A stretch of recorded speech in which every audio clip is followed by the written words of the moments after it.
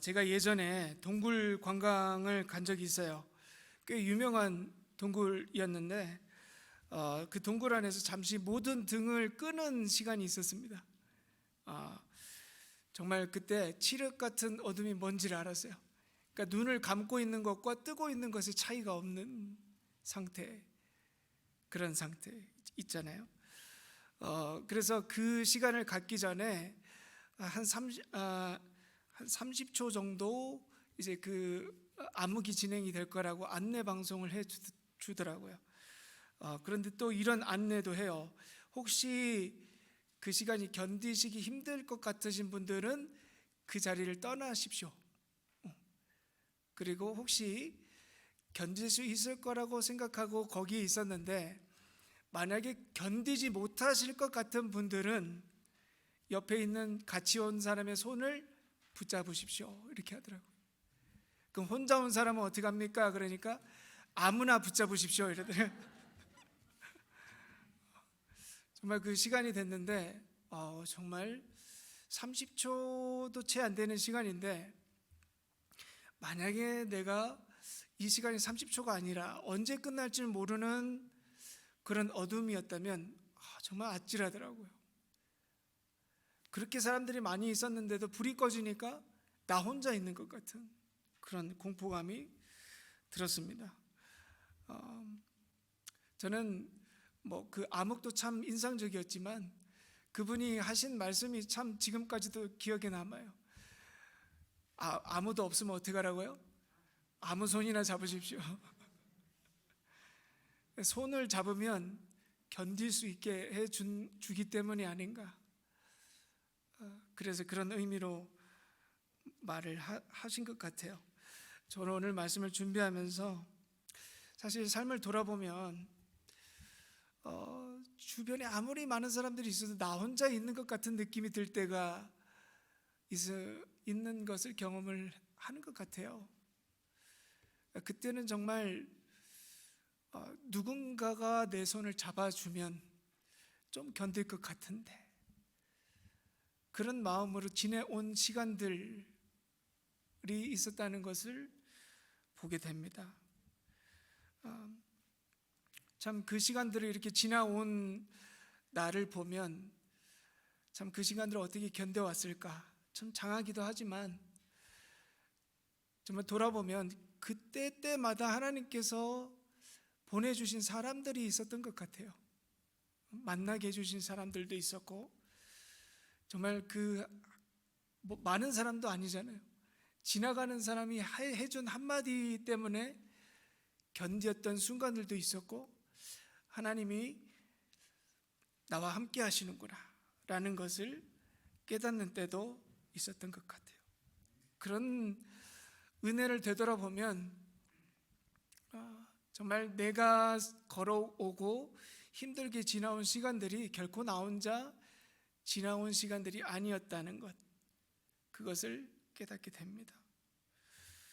여러분, 아무도 없는 순간이지만 우리는 알고 있습니다. 그 순간에도 예수님께서 우리의 손을 꼭 붙잡아 주신다는 거예요. 아무도 없다고 생각하시면 누구의 손을 붙잡으면 됩니까? 예수님 손을 붙잡으시면 된다. 오늘 이 자리에 계신 분들 중에는 아마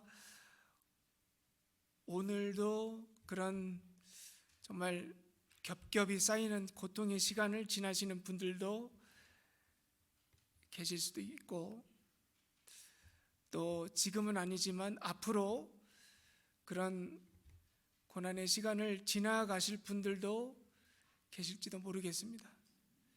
그런데 제가 정말 권면하고 강권하고 싶은 것 하나는 여러분 꼭 주님께서 여러분의 손을 붙잡고 계신다는 것을 기억하십시오. 그리고 그 붙잡은 손을 붙잡고 끝까지 그 시간 견뎌간다는 것. 그리고 오늘 이렇게 예배 시간에 여러분 옆에 계신 분들 아무도 없으면 그 옆에 계신 분의 손이라도 붙잡으십시오. 그게 우리 공동체에게 주신 은혜가 아닐까, 그런 생각을 해보게 됩니다. 앞뒤자고 이렇게 인사하시면 좋겠어요. 당신이 있어서 견딜 수 있습니다. 네.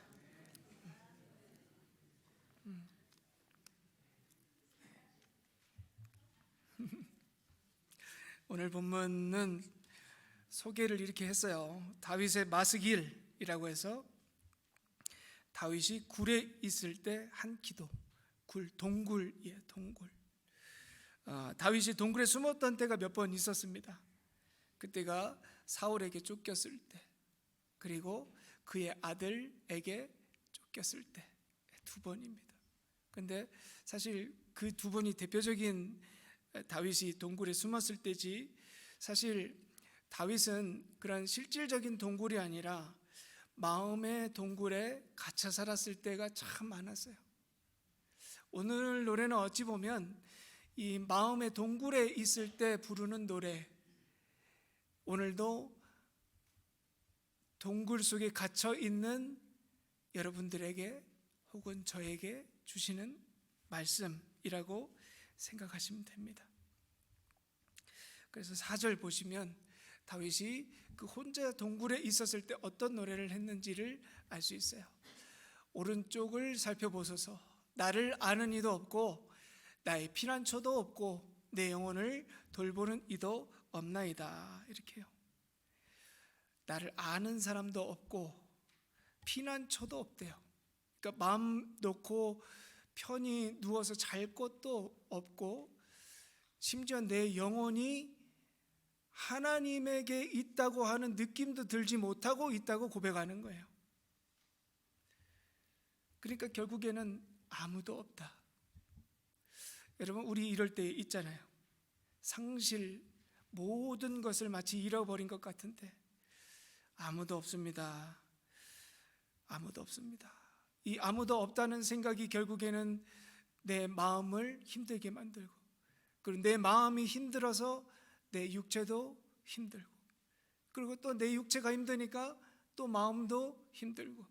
여러분, 이 악순환의 고리가 보이시나요? 여러분, 건강한 정신이 건강한 육체에서 온다고 말을 하는데, 여러분, 쇠약한 육신과 정신은 쇠약한 정신과 육신에서 돌아온다는 거예요. 이 악순환에 빠져 있을 때 여러분, 도대체 어떻게 해야 할까요? 우리의 삶을 살다 보면 이 악순환의 고리에 빠져 있을 때 있잖아요. 아무것도 하기 싫고, 아무것도 할 힘도 없고, 아무것도 할 마음도 없고, 내 주변에 아무도 없고.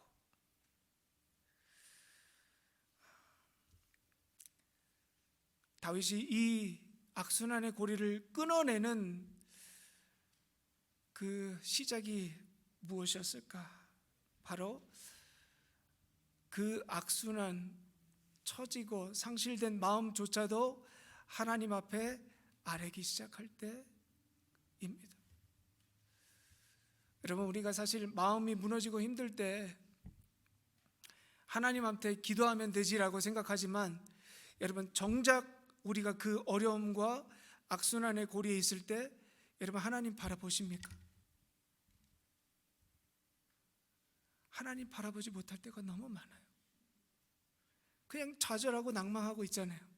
땅만 바라보고 있잖아요. 오늘도 그러신 분 계신가요? 여러분, 다윗의 기도에 여러분의 마음을 담아 같이 노래해 보세요. 하나님, 정말 저에게 아무도 없습니다 라고. 그게 그 악순환의 고리를 끊어내는 시작이 된다는 거예요. 결국에는 하나님께서 나의 아픔을 아시고, 하나님께서 나의 슬픔도 알게 하는 이 마음 자체가 여러분, 우리들의 기도의 시작이 되어야 한다는 겁니다. 그리고 이 힘든 마음을 모두 하나님 앞에 내어드리는 이 믿음의 모습 자체를 하나님께서는 원하신다는 거예요. 그 마음을 원하세요. 여러분, 이런 하나님 앞에 우리가 이런 상실된 마음과 아픔의 마음을 하나님께 올려드릴 때 우리는 비로소 깨닫게 되는 게 있어요. 다른 사람 아무도 없어도 하나님만은 나를 바라보고 계신다. 하나님이 아무리 바라봐도 내가 바라보지 않으면 하나님이 나를 바라본다는 것을 어떻게 아냐 이거예요. 그렇잖아요. 하나님께 우리의 눈을 올려드리는 그 시간. 그래서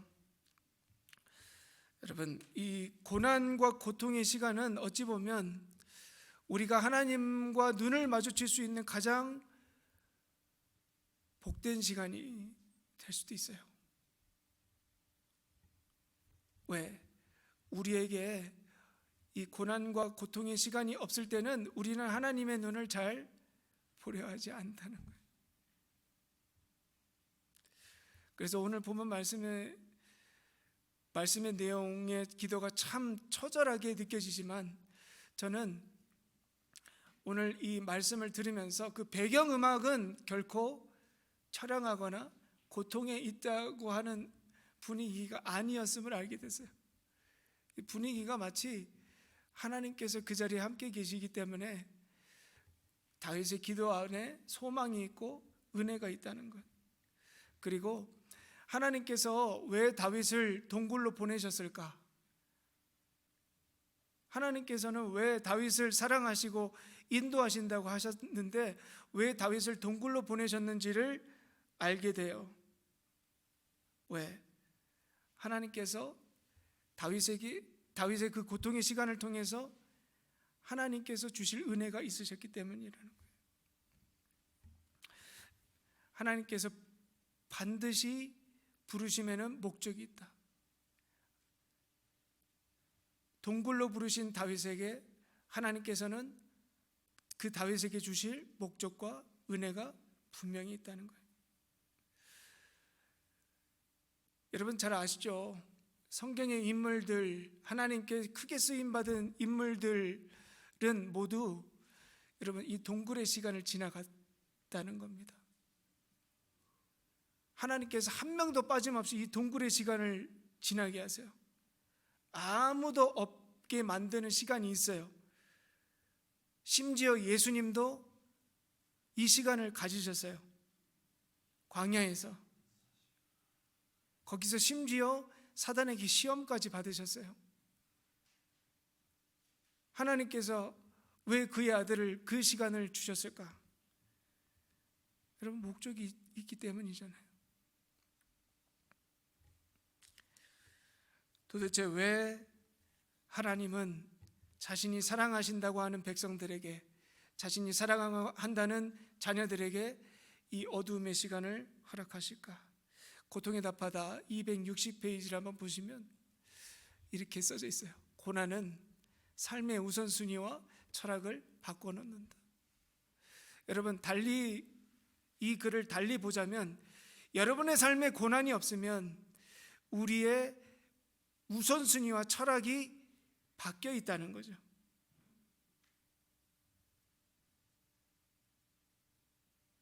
만약에 이 고난과 고통의 시간이 없는 사람은 여러분 잘 아실 거예요. 한 번도 고생해보지 않는 사람의 말과 생각과 행동이 다르잖아요. 누가 봐도 한 번도 고생 안 해봤구나. 한 번도 고생해 본 적이 없구나. 마음고생 해본 적이 없구나. 그런 사람들을 우리가 어떻게 평가합니까? 어리다고 평가하잖아요. 아직 삶을 잘 모른다.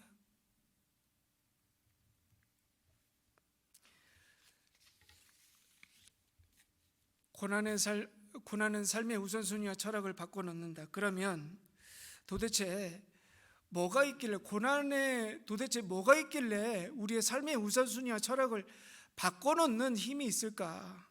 저는 고난과 고통의 시간을 통해서 우리가 갖게 되는 질문이 있기 때문이라고 생각을 해요. 우리가 고통과 고난의 시간을 통해서 우리가 하는 질문이 뭘까요?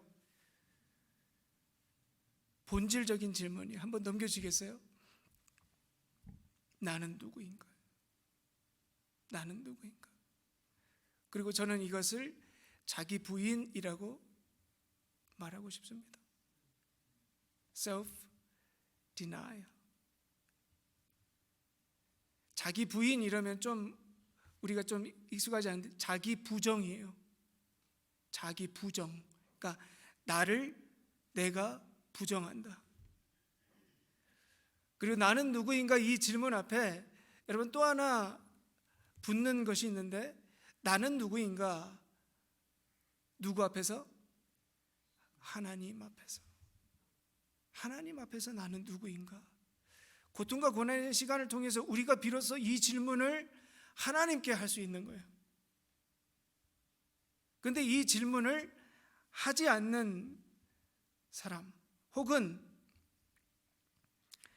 자기 부인이 되지 않는 사람들이 갖는 삶의 특징이 뭘까? 저는 이거라고 봐요.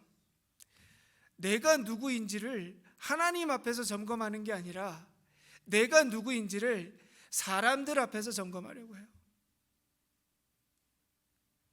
그러니까 우리가 지금 하고 있는 건 뭐 소셜 미디어도 있고 뭐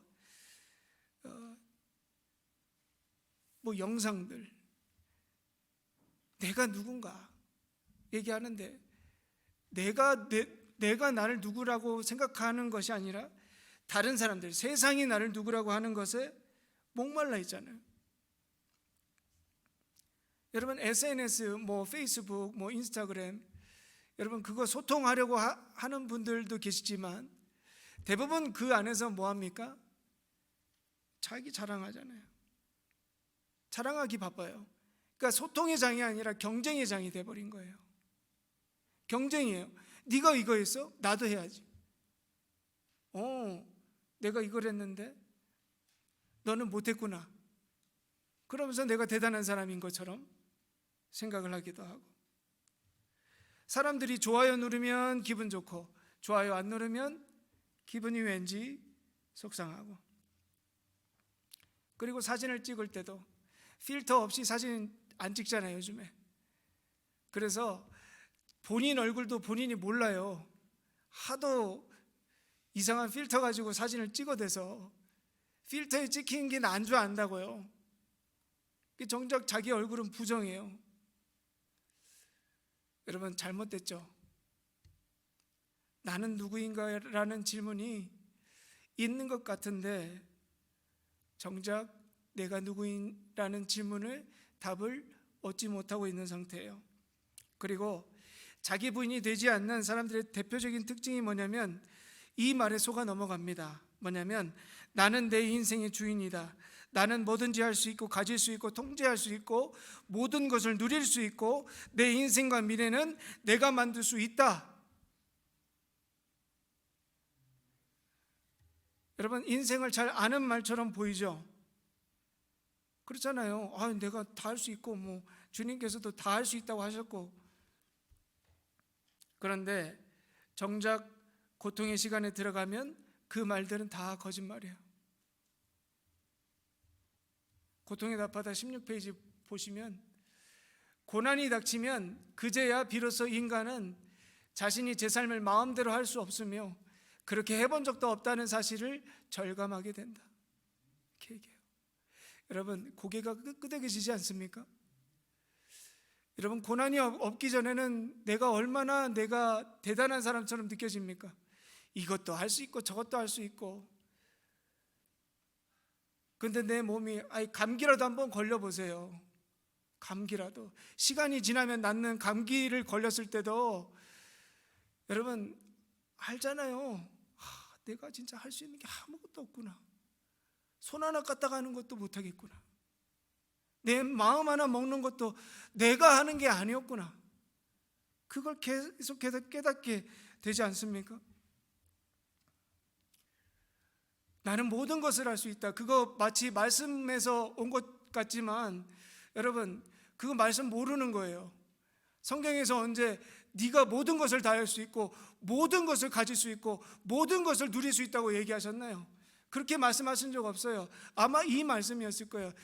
내게 능력 주시는 자 안에서 내가 모든 것을 할 수 있느니라.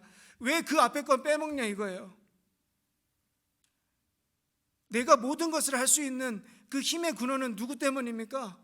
나에게 능력 주시는 자, 내가 그 안에 있을 때. 여러분, 속지 마시라는 거예요. 세상이 얘기하는 것, 이상한 음성이 나에게 주는 깨달음 같은 것, 속지 마시라는 거예요. 고통 앞에서 그거 다 거짓말이라니까요. 들통난다니까요. 그러니까 우리가 나를 부인하고서 드디어 내가 할 수 있는 말이 뭐냐? 내 인생은 내 것이 아니며 나는 하나님의 인도하심이 아니면 아무것도 할 수 없는, 은혜 없이는 아무것도 아닌 먼지 같은 존재입니다. 주여 이런 나를 긍휼히 여겨 주시옵소서. 이게 올바른 자기 부인이에요. 이게 진짜 내가 누구인지를 아는 질문에 올바르게 대답한 사람의 답이라는 겁니다.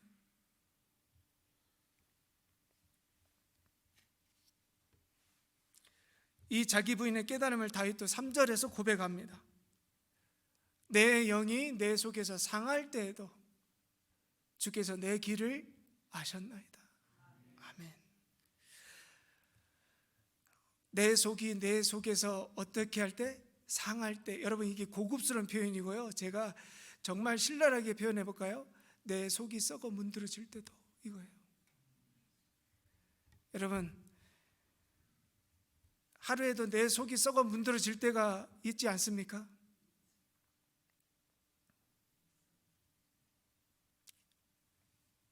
지금도 내 속이 썩어 문드러질 때, 이 일만 생각하면 내 속이 썩어 문드러질 때, 도대체 하나님 계신가 안 계신가? 하나님 도대체 내 앞길, 내 인생 인도해 주실 겁니까? 말 겁니까? 라고 그 썩어진 마음으로 하나님 앞에서 기도 드릴 때도 주께서 내 길을 아셨나이다. 길이 뭡니까? 길은 인생이에요. 인생. 내가 내 삶을 볼 때 내 인생이 어떻게 될지 아무것도 보이지 않을 때도 하나님은 내 앞길을 이미 보시고 나를 여전히 인도하고 계십니다. 이 고백이에요.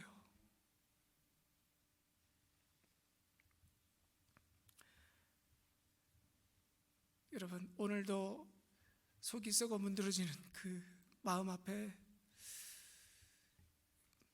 내 삶을 아시는 분 하나님이 계심을 기억하시기 바랍니다. 저도 참 얼마 전에 참 마음이 무너지는 일이 있었어요. 참 어떻게 될까? 어떻게 살아갈까? 어떻게 참 될까? 조그만 일인데도 그 걱정이 그냥 내 마음을 막 파고드는데 막 속이 썩어 문드러지는 경험을 했어요. 근데 감사하게도 오늘 말씀을 저에게 주신 거예요. 그리고 이때야 비로소 내가 하나님을 볼 때이구나. 하나님께서 이런 나에게 너부터 하나님을 좀 봐라 라고 하는 말씀이구나 하면서 그때 이 고백을 했거든요.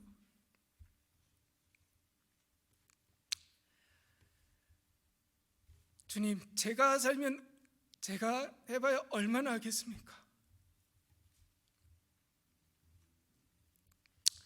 주님께서 인도하시고 보호해 주시면 그거 해결되지 않아도 괜찮습니다.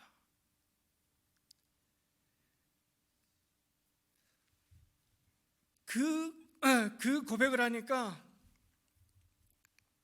왜 이렇게 마음이 든든해지는지, 마음이 너무 든든해지는 거예요.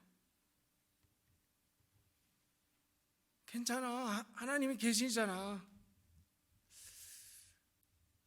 여러분, 저를 용서해 주세요. 제가 목사인데도 이렇습니다.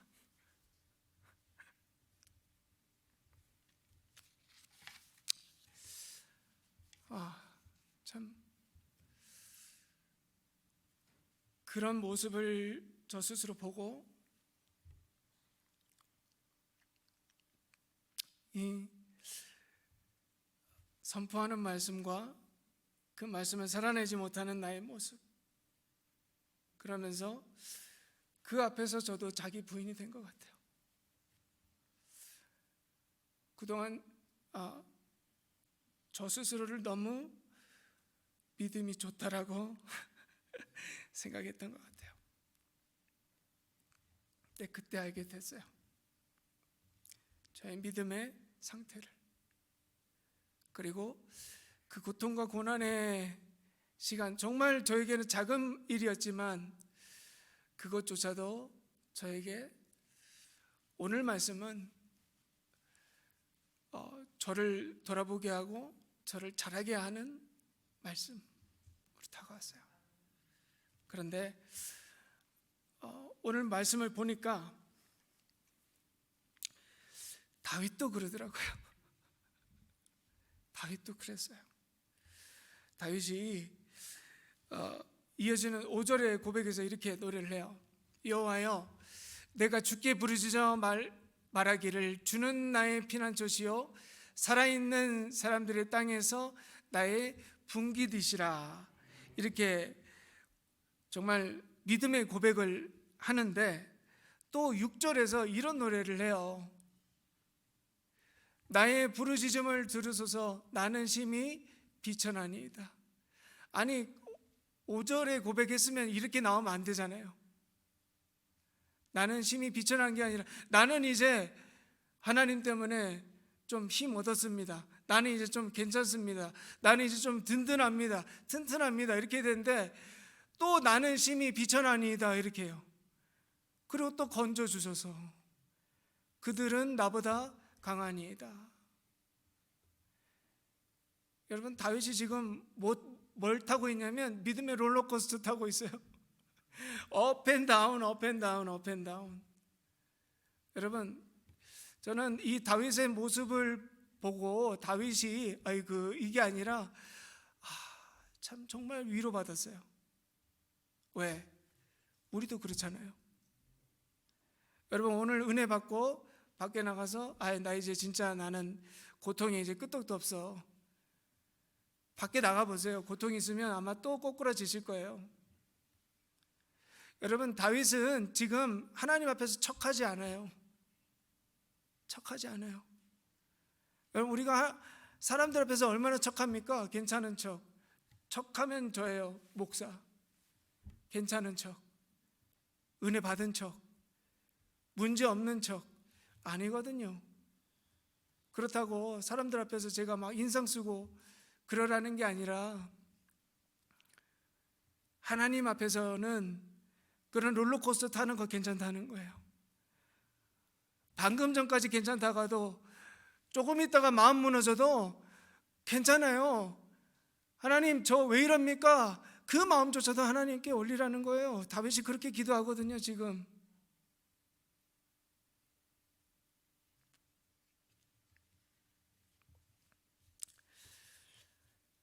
생각해보면 여러분 다윗도 스스로 얼마나 이런 자신이 싫었겠어요. 부끄러웠을 거예요. 이렇지 않았으면 좋겠다. 그런데 그 이유가 있었어요.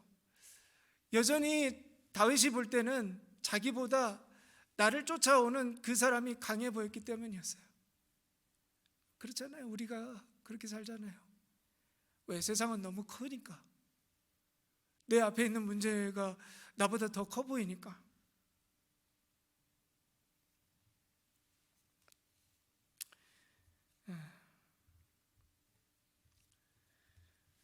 그리고 다윗이 이렇게 노래를 해요. 그런 절망의 상황 가운데 자기의 마음을 표현해요. 어떻게 표현하느냐? 7절. 내 영혼을 옥에서 끌어내사 주의 이름을 감사하게 하소서. 주께서 나에게 갚아주시리니 의인들이 나를 두르리이다. 아멘. 도무지 이 해결되지 않는 나의 이 마음을 어떻게 표현했냐면 내가 내 영혼의 감옥에 갇혀 있습니다. 여러분의 마음이 지금 어떤 감옥에 갇혀 계시는 듯한 분이 계시죠? 뭘 해도 기쁘지 않고 내 영혼의 감옥에 있는 듯한데, 과연 다윗에게 이 영혼의 감옥은 무엇이었을까? 사람이었어요. 사람 때문에 생긴 마음의 감옥이었어요. 자기 죽어라 쫓아다니는 그 사람 때문에. 여러분, 사람이 싫어서 사람을 떠나서 어디로 간 거예요? 동굴로 간 거예요. 그런데 다윗이 또 기도하기를 어떻게 기도하느냐? 의인들이 나를 두르게 해주세요. 사람 때문에 받은 상처, 우리는 어떻게 합니까? 에이 몰라, 나 이제 사람 없는 데서 산골짜기에서 나 혼자 살래. 그런데 그렇게 기도하지 마시라. 어떻게 기도하는 거예요? 사람 때문에 가진 상처는 의인으로 치료받는 거예요. 의인 때문에. 그러면서 오늘 노래는 마무리됩니다. 자, 오늘 노래는 이렇게 마무리되지만 사실 다윗의 일대기를 이렇게 보면 하나님께서 저 다윗의 기도에 응답해 주셨어요. 다윗이 동굴에 숨어 있다는 소식을 듣고 수백 명의 사람들이 다윗에게 동굴로 찾아옵니다. 그런데 그 사람들이 어떤 사람들이었느냐면 다윗과 비슷한 형편의 사람들이었어요. 즉 모함을 당해서 억울하게 쫓겨다니고 어느 곳에도 정착하지 못하고 도망자 신세인 사람들이었어요. 그 수백 명의 사람들이. 그 사람들이 어떻게 다윗에게 모일 수 있었을까요? 답은 간단합니다. 하나님께서 붙여주신 거예요. 그 상처받고 도망다녔으니까 얼마나 연약해요, 마음이. 유리 멘탈 같은 사람들이에요, 다. 사랑하는 사람 만나지도 못하고 고향에 대한 그리움과 어떤 그 썩어 문드러진 마음들이 있는 사람들이에요, 다. 그 수백 명의 사람들이.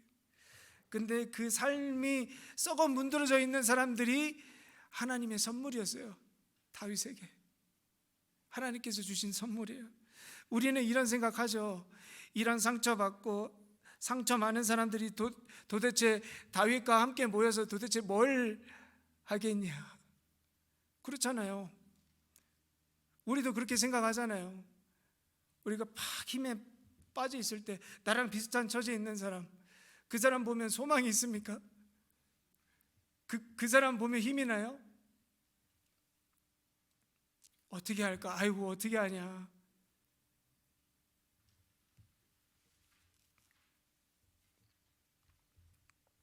그런 절망이 있지만 하나님은 그들을 통해서 다윗을 회복시켜 가세요. 저 사람들 가지고 뭘 할까 싶지만 정작 다윗의 사람으로 생긴 그 영혼의 감옥은 상처 없고 능력 있고 소망이 있는 사람들이 아니라 상처 많고 소망이 없고 썩어 문드러진 사람들을 통해서 이루어지기 시작했다는 거예요. 헨리 나우엔의 책에 이런 제목의 책이 있어요. 한번 넘겨주시겠습니까? 상처 입은 치유자. 상처 입은 치유자. 여러분 책 이름이 멋있지 않습니까? 상처 입은 치유자. 여러분 우리 인생의 상처는 누가 치유할 수 있다? 나와 비슷한 상처를 가진 사람이 치유할 수 있다는 거예요. 멀쩡하고 그 일 겪어보지 않는 사람은 그 상처 치유 못해요. 그래서 여러분 어떤 중독이 있는 사람들이 그 중독을 가지고 있는 사람들이 함께 모여서 이야기하잖아요. 그 사람들 가운데서 어떻게 치료가 일어날까? 근데 치료가 일어나요. 그런데 여러분, 저 영어 제목을 보시면 상처 입은 치유자, The Wounded Healer라고 이야기하죠. 그냥 상처 입은 치유자, 뭐 다른 사람이라면 Wounded Healer라고 하면 돼요. 그런데 뭐 S를 붙이든지. 그런데 저 앞에 더가 붙었죠. 저 더가 붙었다는 건 상처 입은 치유자가 몇 명이라는 거예요? 한 명이라는 거예요. 근데 저 한 명이 과연 누굴까요? 예수님이에요. 여러분, 우리의 상처를 치유하시는 분이 누구시죠? 예수님이세요. 왜 예수님께서 우리의 상처를 다 아시고 치유하실 수 있으실까요? 예수님께서 상처받고 죽으셨으니까. 예수님께서 이 땅에 오셔서 하신 사역이 그거예요. 자신의 몸을 찢으시고 흘리신 거예요. 그리고 용서하신 거예요.